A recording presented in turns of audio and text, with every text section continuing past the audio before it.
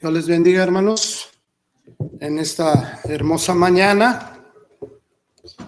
Para mí es un gusto, un placer de traer el consejo y el alimento espiritual para cada uno de nosotros, conforme al mandamiento de nuestro Dios, porque ese es lo que se nos demanda cuando venimos a ser bautizados, cuando venimos a los pies de nuestro Señor Jesucristo.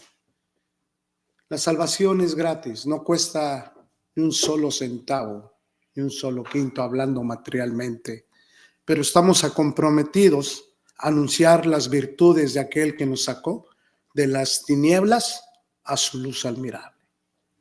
Ese es el contrato que tenemos. Pero si no cumplimos con este contrato, se nos va a demandar en aquel día.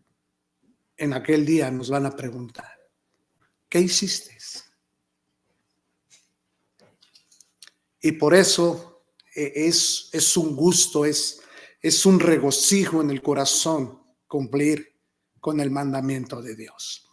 Miren, el tema para esta mañana, el consejo de Dios, es la mirada de nuestro Señor Jesucristo. La mirada de nuestro Señor Jesucristo. Pero no es una mirada como el mundo la mira o como el mundo cree que es. Mirando el semblante, el rostro de nuestro Señor Jesucristo, podemos ver que tiene una mirada quizá triste, unos ojos cabizbajos, o qué es lo que está mirando realmente nuestro Señor Jesucristo en todo lo que fue el ministerio en su vida, el paso por este mundo. Es muy diferente la mirada del Señor Jesucristo a la mirada suya y a la mirada mía. Si es una mirada perfecta la que usted tiene y la que usted se considera que usted mira bien, sin malos pensamientos, la mirada del Señor Jesucristo es mejor aún, porque Él miraba de manera espiritual ante todo. Antes de empezar a leer el tema, hermanos, quiero traer una cita, la cual yo quiero que la considere y la tenga en su mente en lo que viene siendo este consejo de la palabra de Dios. Ahí en Hebreos capítulo 12, versículo 12. Hebreos capítulo 12, versículo 2. Hebreos capítulo 12, versículo 2. Les estoy leyendo la conclusión, pero bajo esta conclusión vamos a tener en mente lo que usted va a escuchar en esta mañana. Puesto los ojos en Jesús, el autor y consumador de la fe, el cual por el gozo puesto delante de él sufrió la cruz. Dice la escritura, menospreciando el oprobio, y se sentó a la diestra del trono de Dios. Puesto los ojos en Jesús. Y la pregunta que sería en esta mañana, ¿dónde tenemos puestos nosotros los ojos? Porque el Señor Jesucristo tenía los ojos, la mirada puesta en algo muy importante, en algo que el Padre le había encomendado, hacer su obra del Padre. Mateo capítulo 20, versículo del 17 al 19, dice la escritura. Subiendo Jesús a Jerusalén, tomó a sus 12 discípulos aparte en el camino. Dice el Señor Jesús, he aquí subimos a Jerusalén y el Hijo del Hombre será entregado a los principales sacerdotes, a los escribas, y le condenarán a muerte. Y le entregarán a los gentiles para que le escarnezcan, le azoten y le crucifiquen, mas él al tercer día resucitará. Y como les he dicho, el tema en esta mañana es la mirada de Jesús. Usted mira, cuando el Señor Jesucristo enseñaba en su ministerio, que caminaba por las calles, caminaba por las ciudades, visitando las ciudades para hacer la voluntad de su Padre. El Señor Jesucristo enseñaba de manera que estaban acostumbrados los escribas, los fariseos, los maestros de la ley, cuando predicaban acerca de la ley. La gente se amotinaba, caminaba junto a ellos, y mientras ellos iban caminando, iban enseñando y iban instruyendo al pueblo de Israel. Algunos entendían las escrituras y otros no entendían las escrituras. Y cuando mira usted la escritura, estos hombres también salían a las calles a orar, a postrarse para que la gente los mirara. Venían vestidos con toda esa vestidura de filantería y con aquellos cordones que se les había puesto por parte de Dios para que recordaran la ley y para que se mantuvieran santos. Y ellos caminaban por todas las calles para que la gente los mirara y para instruir a la gente. No había otra manera de instruir a la gente y darse a conocer, porque no existía televisión, radio, periódicos, y no existía la forma de cómo comunicarse. Simplemente salir a las calles y hacer la obra de Dios. Y era lo mismo que hacía nuestro Señor Jesucristo. Ahora, en la mirada del Señor Jesucristo, en su mente, siempre era hacer la voluntad de Dios. Pero también el Señor Jesucristo percibía en su mirada espiritual las necesidades humanas. Es la misma mirada que usted y yo tenemos que hacer cuando estemos haciendo ¿qué? La voluntad de Dios, predicando el evangelio. La mirada puesta en las necesidades espirituales de las personas, porque era la mirada que tenía el Señor Jesucristo, y así lo hacía el Señor Jesucristo. El Señor Jesucristo en estas escrituras enseñaba lo que nosotros sabemos. Él enseñaba sobre el divorcio, porque era una necesidad que tenían. Había muchos divorcios, estaban divorciando por nada. Y eso era contra la voluntad de Dios. Había bendiciones de niños. Había ejemplos sobre la riqueza, sobre el ejemplo del joven rico. El Señor Jesucristo hablaba para parábolas, cumplía las peticiones, les enseñaba cómo se debería de perdonarse los hermanos unos a otros, o cómo perdonarnos como seres humanos nuestras ofensas. Sanaba y curaba a muchos enfermos.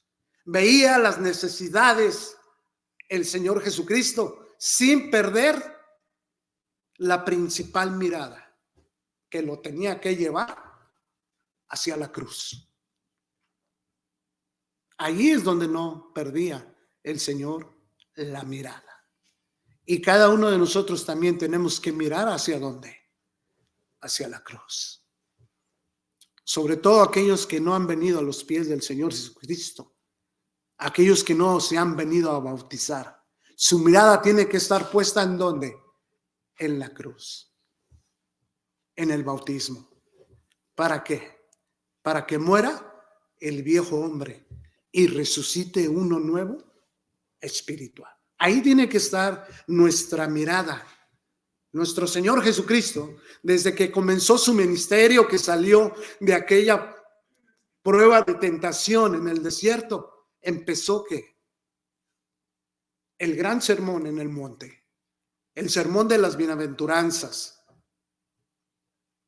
Empezó a declararles y a enseñarles todo lo que les iba a dar y también a enseñarles quién era el Padre, enseñarles cómo era el Padre, qué pensaba el Padre, qué es lo que necesitaba el Padre.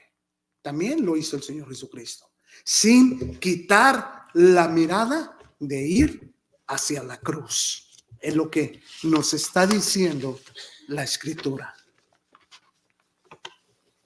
A pesar de todo esto, él tenía que cumplir con la voluntad de Dios. Él miraba el dolor y las necesidades humanas, como lo había dicho. Pero hay algo importante aquí. Usted mira que es la tercera vez, como vemos en las Escrituras, que Jesús advierte a sus discípulos que él se dirige hacia la cruz, porque era necesario.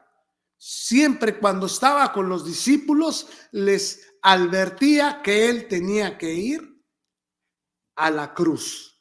Ahí lo vemos en Mateo capítulo 16, versículo 21, Mateo capítulo 17, versículo 22 y 23. Ahora, estos discípulos que andaban con el Señor Jesús lo conocían. Ellos, la mayoría de ellos y de las personas sabían de dónde venía, quién eran sus padres y cuándo había nacido. Tenían una relación con el Señor Jesús desde su niñez.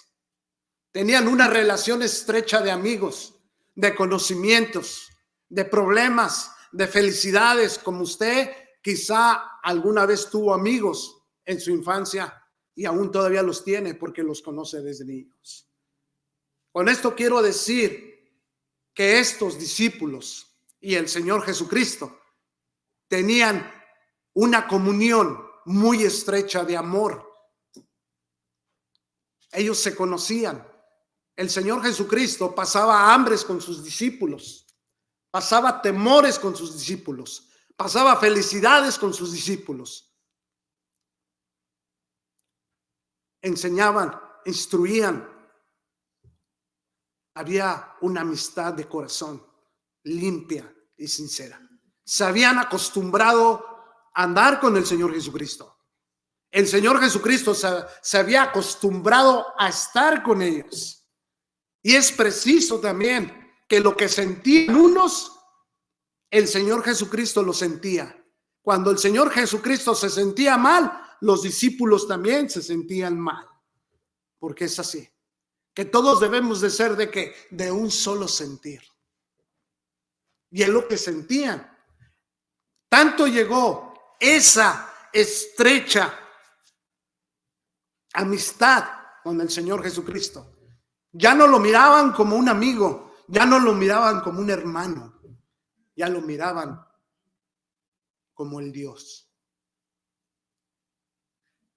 Un Dios poderoso. Pero aquí miramos algo importante, que Marcos y Lucas describen el sentir del grupo de apóstoles y del Señor Jesús mismo, de la tragedia y la muerte que le esperaba al Señor Jesucristo. Ellos sentían eso. ¿Qué es lo que siente usted cuando un familiar de usted está enfermo o está dolido o está ya para morir? Se siente mal, se siente dolor. Estos discípulos percibían en su ser, todo el grupo de apóstoles percibía lo que le iba a suceder y lo que le iba a acontecer al Señor Jesucristo. Marcos dice que Jesús caminaba solo y los discípulos, dice, asustados detrás de él. El Señor Jesucristo caminaba solo. El Señor Jesucristo iba en su mente pensando y en su mirada no quitar la vista para agradar al Padre de ir hacia la cruz. Allí estaba la mirada del Señor Jesucristo. Y vemos en todas las leyes y los profetas, todo lo que está en la Escritura, lo que el Señor Jesucristo tenía que realizar, porque todo lo de la ley y los profetas hablaban acerca de que el Señor Jesucristo tenía que ser crucificado, tenía que morir por la humanidad. Ahí estaba la mirada. Y ellos percibían el miedo y caminaban aparte. Marcos capítulo 10, versículo 32 al 34. Había una tensión muy fuerte en ellos. Había una tensión que no querían ver a su maestro morir y en la forma que iba a morir. Lucas nos relata que Jesús tomó a los 12 discípulos aparte para hacerles entender lo que tenía por delante. Los tomaba aparte siempre cuando iban el camino, les voy a declarar lo que le va a acontecer al Hijo del Hombre. Y los tomaba aparte. Pero ellos, hermanos, ellos en su sentir no querían comprender estas cosas. ¿Por qué no querían comprender estas cosas? Porque sabían que era el Hijo de Dios, porque sabían que Dios estaba con él. En su mente no había comprensión de que él tenía que morir. ¿Por qué tú vas a morir si eres bueno? Si nos has enseñado, nos has dado, nos has regalado tantas cosas, nos has consolado, nos has enseñado al Padre, nos vas a dar vida eterna conforme a tus palabras. ¿Por qué tienes que morir? Pero estas palabras, ellos no las percibían, hermanos.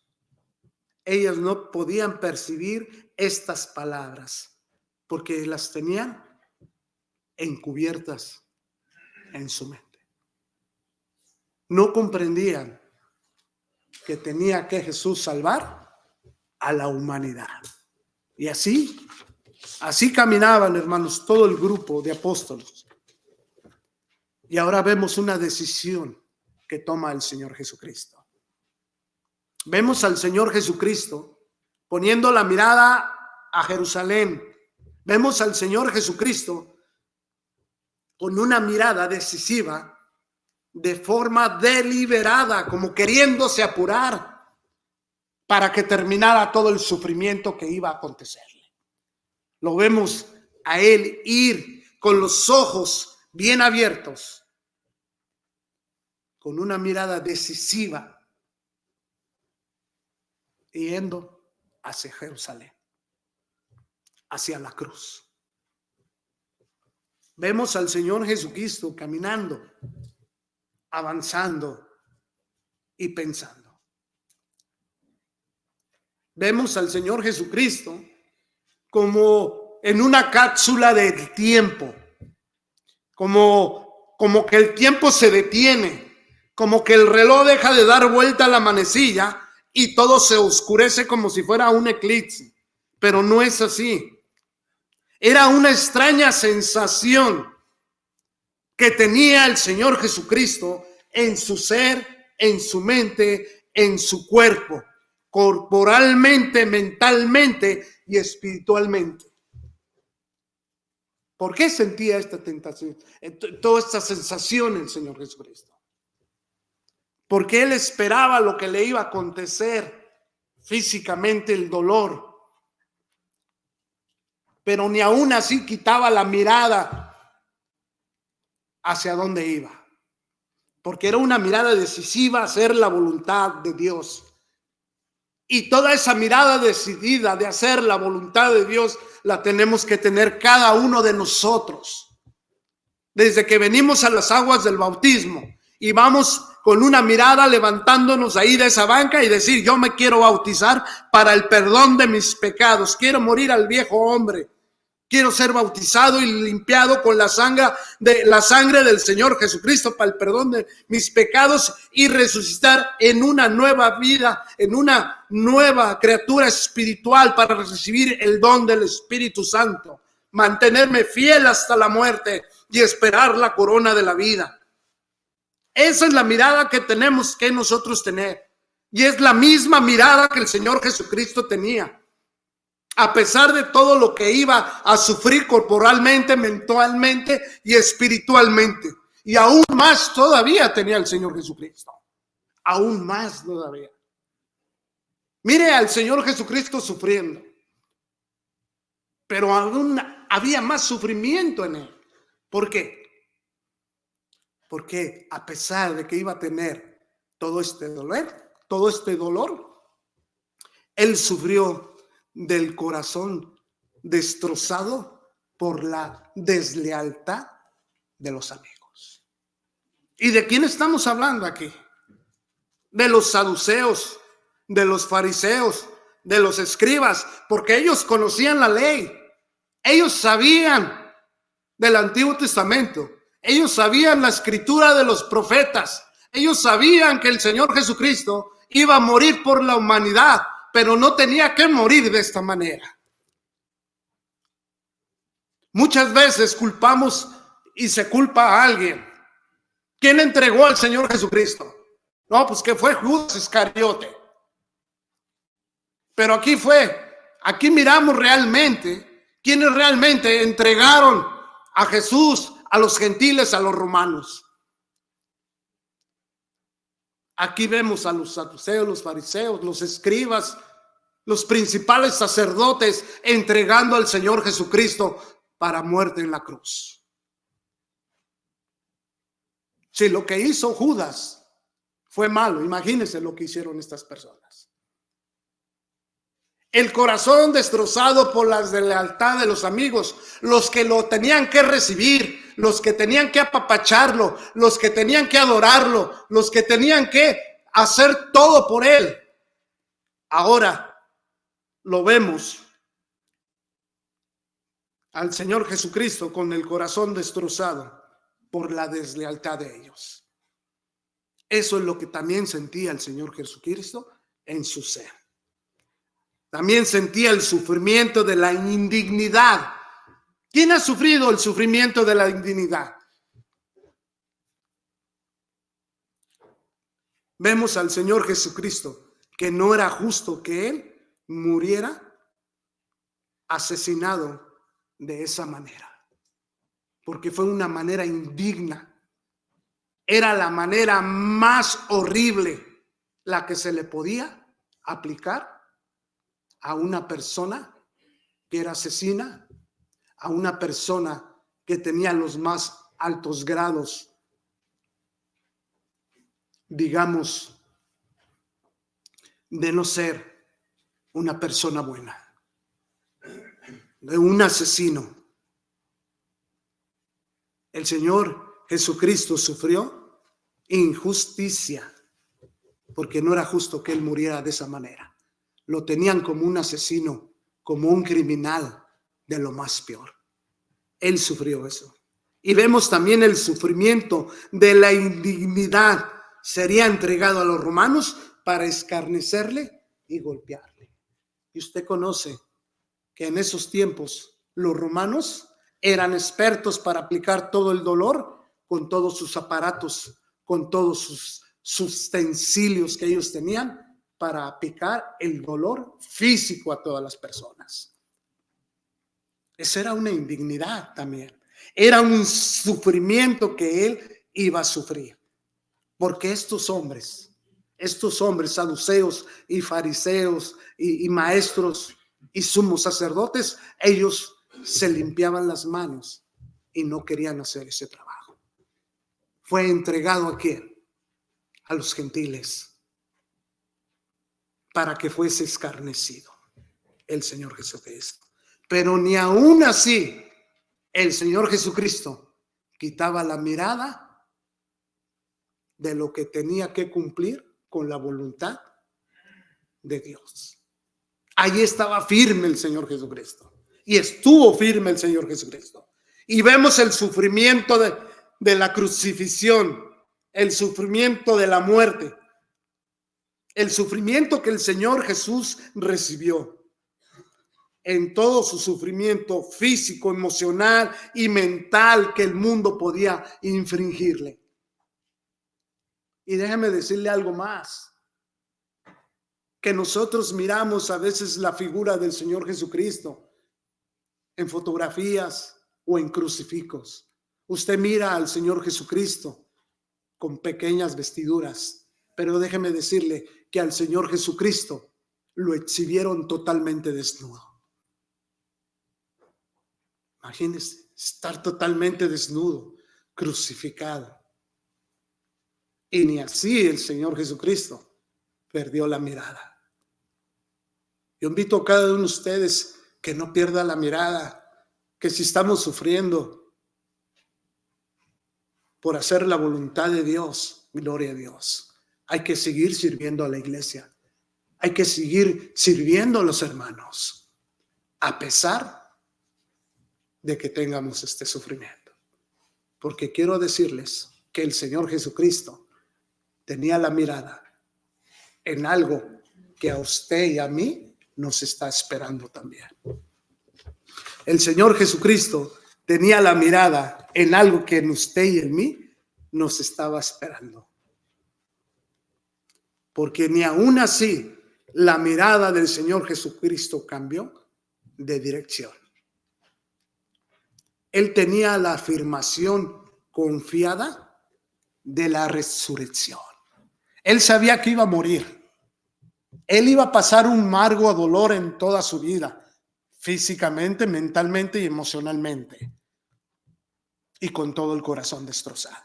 Pero él confiaba en la resurrección, porque él iba a resucitar. Y eso es lo que nos espera a nosotros en las aguas del bautismo. Cuando venimos y morimos al viejo hombre, usted va a resucitar igualmente que el Señor Jesucristo. ¿En una qué? En una forma espiritual. Nuestro Señor Jesucristo resucitó para gloria del Padre, porque así era, así estaba escrito. Y usted va a resucitar en una nueva criatura espiritual siendo hijo de Dios, dándole el sello de garantía, las arras de garantía que es el Espíritu Santo, que usted se le garantiza que usted es el hijo de Dios. Él tenía totalmente la confianza, hermanos, que él iba a resucitar. Su mirada de él iba más allá de la cortina, de los sufrimientos, el desgarramiento de su carne en la cruz. Ustedes se cuenta que en el templo santísimo estaba aquel velo, el cual estaba completo, el cual tapaba el acceso y la mirada de lo que había en el templo santísimo, donde bajaba nuestro Dios. El cuerpo del Señor Jesucristo se rasgó en la cruz, lo que viene siendo el velo del sufrimiento, para que nosotros tuviéramos amplia entrada directamente hacia el Padre. Eso es lo que miraba el Señor Jesucristo. Que cada uno de nosotros entráramos directamente a través del Señor Jesucristo, a pedirle, a rogarle a Dios, a suplicarle a Dios, a alabarle y glorificarle a Dios por el sufrimiento de nuestro Señor Jesucristo. Porque así es de bueno Dios con nosotros. Usted lo mira así. Esa es la mirada del Señor Jesucristo. Y esa es la mirada que nosotros debemos de tener. A pesar de todo eso, estaba la resurrección de la gloria, demostrando el amor de Dios para el hombre, para el mundo. Él miraba más allá de la cruz, la corona del rey. Porque atrás de aquella cruz, de aquella crucifixión, él miraba la corona del rey, la corona que a usted también le espera. La corona de la vida.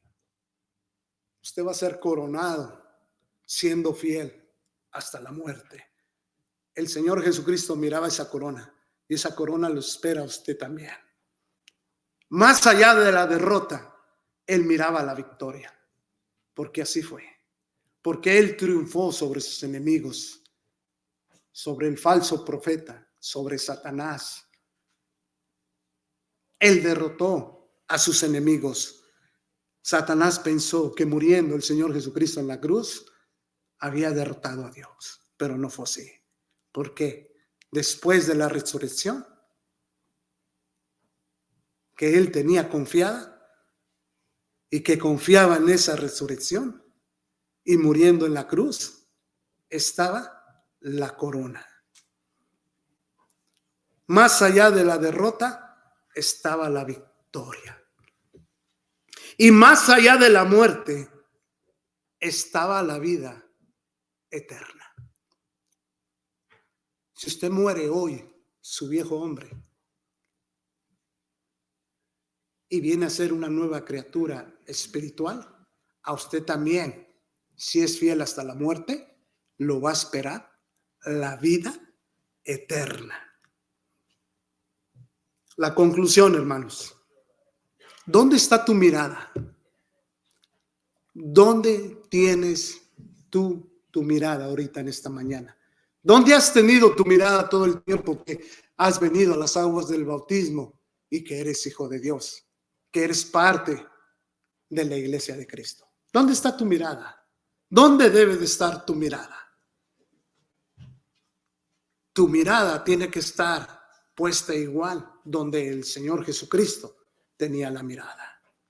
Hebreos capítulo 12, versículo 2. Puesto los ojos en Jesús, el autor y consumador de la fe, el cual por el gozo puesto delante de él, sufrió la cruz, menospreciando el oprobio, y se sentó a la diestra del trono de Dios. ¿Qué le espera a usted y qué le espera a mí? Irnos a las moradas celestiales. Dice el Señor Jesucristo: voy a preparar lugar para donde yo esté, ustedes también estén. ¿En dónde vamos a estar? Con el Señor Jesucristo, a la diestra de Dios. Ahí es donde usted tiene que tener puesta la mirada. Desde que vino a las aguas del bautismo, usted debe de verse ya allá arriba, a la diestra de Dios, con los ángeles, arcángeles, con todas las huestes celestiales dándole gloria y honra a Dios. Allá nos espera Dios, cuando sean las bodas del Cordero y la iglesia sea entregada en el mismísimo cielo al Padre. Ahí todo va a ser felicidad y gozo. Ponga su mente allá, ponga su mirada allá. Que Dios les bendiga, hermanos, y esperamos que el consejo de Dios en esta mañana sea beneficioso para su alma y para que siga creciendo espiritualmente. Que Dios les bendiga. Mientras el hermano ya encargado nos trae el himno de invitación, es oportunidad. Hay oportunidad hoy para que usted ponga la mirada en el Señor Jesucristo. Que Dios les bendiga.